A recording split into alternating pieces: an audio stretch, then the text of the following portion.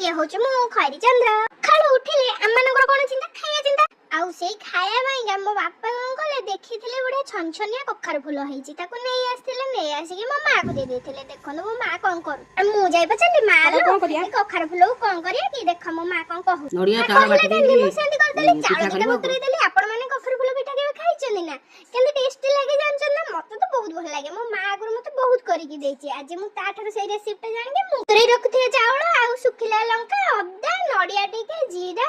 लूण सब पके मु ग्राइंडिंग कर देली से कखार फूल पई आण हमर रेडी हे गला तावर रे तेल पके देथिली एबरे गोटे से आण रे डुबकी मरेई कि सब कखार फूल देथिली पके सब तावर आ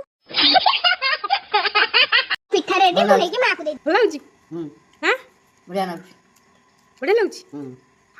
आ कहला बढ़िया लागुची मु कहली मु भी टिके टेस्ट करी क्रंची हेची बढ़िया टेस्टी हेची बढ़िया लागुची आपण